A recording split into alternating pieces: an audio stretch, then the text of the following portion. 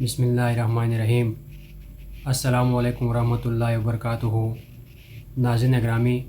آپ نے دیکھ لیا گزشتہ دنوں میں ہمارے ہمسائے ملک بنگلہ دیش میں حالات کیسے تیزی سے بدل رہے ہیں۔ آپ نے دیکھ لیا وہاں کی طلباء جب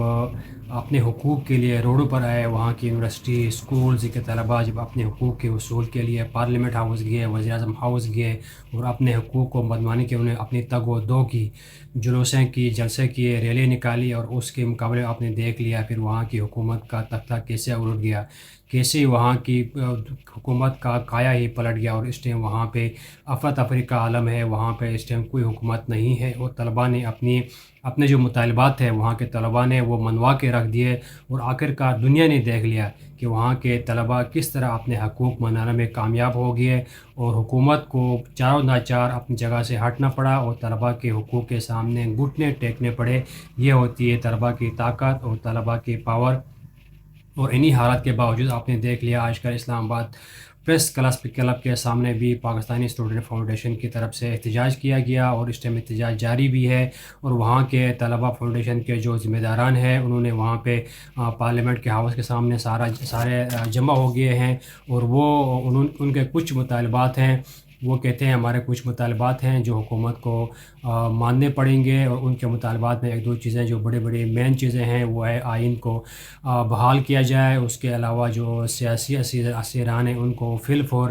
رہا کیا جائے، اور جو میڈیا کے لوگ اغوا کیے گئے ہیں ان کو فی الفور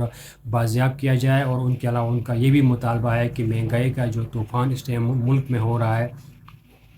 جو بجلی کے بل کے مد میں اور بغیر کسی چیزوں میں جو مہنگائی کا طوفان اس ٹائم ملک میں برپا ہے، تو اس کے اوپر فی الفور قابو کیا جائے، اور ان چیزوں پہ اگر ہمارے حقوق انہوں نے ہمارے یہ مطالبات نہ مان لیے تو پھر ہم دھرنا دے دیں گے۔ ابھی کچھ دنوں میں اسکول کالجز اور یونیورسٹی کھلنے والے ہیں، ابھی چھٹیاں ہیں، کچھ دنوں میں کھلنے والی ہیں، اگر ہمارے ان مطالبات کو نہیں مانا گیا تو ہم روڈوں پہ آئیں گے، ہم دھرنا دے دیں گے، اور خطرہ ہے کہ ہم حکومت کا تختہ اٹھلا دیں گے۔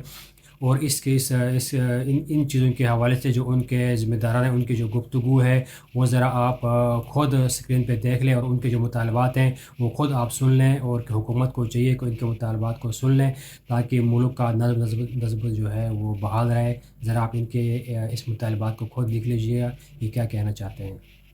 بات اپنی پریس کانفرنس میں سامنے رکھ دی ہے۔ سب سے پہلا مطالبہ ہمارا ہے کہ آئین کو بحال فی الفور بحال کیا جائے، کیونکہ جب تک آئین بحال نہیں ہوگا یہ ملک ترقی کی راہ پہ نہیں ڈل سکتا۔